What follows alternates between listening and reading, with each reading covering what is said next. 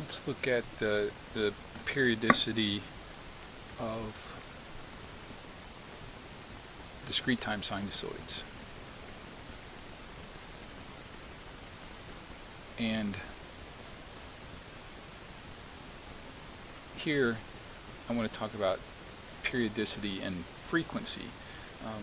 We've talked about the periodicity of discrete time sinusoids with sample number, and have seen that they're periodic only if the frequency meets certain conditions.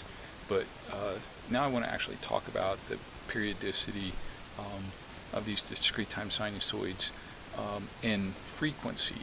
And so the point here is, and I'll demonstrate by a couple of examples in just a second, any sinusoid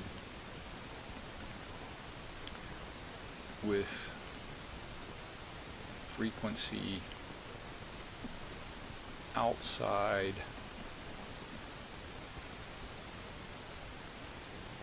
the range minus pi less than omega less than pi is identical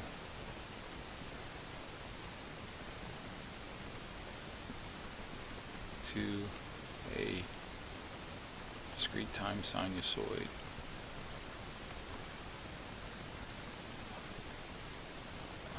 with frequency inside that range.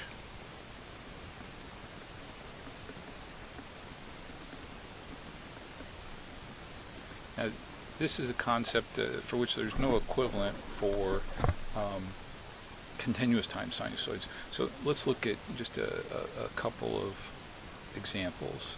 So let's take the case cosine of 4.5 pi, and that's pretty close to 4 pi, which is integer multiple of 2 pi, so I can write this as 0.5 pi n plus 2 pi times 2 gives me the 4 pi, and of course this 2n is an integer multiple of 2 pi, so this is cosine of 0.5 pi n. And so these two sequences are indistinguishable. If I had a table of them for different values of n or graph them, they would be identical. So looking at either a table or a graph, I can't tell, I can't distinguish between whether the frequency is 0.5 pi or 4.5 pi, or equivalently 2 pi multiples of this, 6.5 pi, 8.5 pi, or 2.5 pi, and so on and so forth. Let's look at one other example with a negative frequency. Cosine of minus 26.2 pi n. Again, that's an integer multiple of 2 pi there would be 26 pi. So I can write this as cosine of minus 0.2 pi n plus, it would be, minus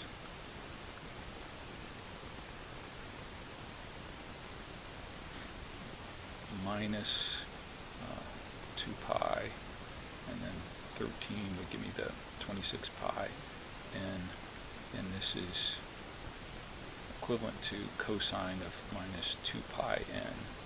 So again, any sinusoid with frequency outside this range from minus pi to pi can be mapped to an equivalent sinusoid, an identical discrete time sinusoid that has a frequency inside this range. So in the mapped frequency here is 0.5 pi, and the mapped frequency here is minus 0.2 pi. We can take this one step further. Actually, since cosine of minus omega n plus theta is equal to, because of the even symmetry of the cosine, it's equal to the cosine of the negative argument. So I have this relationship. Any discrete time sinusoid can be mapped to an equivalent sinusoid with a frequency in the range 0 to pi. And so this is called the this interval is what's known as the apparent frequency.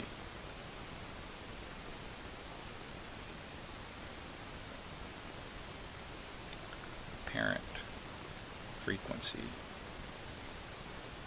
Okay, so again, let's look at a couple of examples to illustrate this.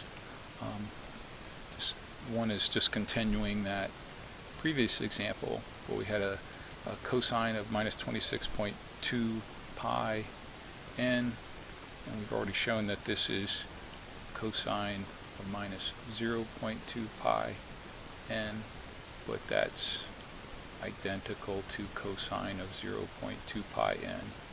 So we'd say that this sinusoid with this frequency of minus 26.2 pi n has an apparent frequency of 0.2 pi.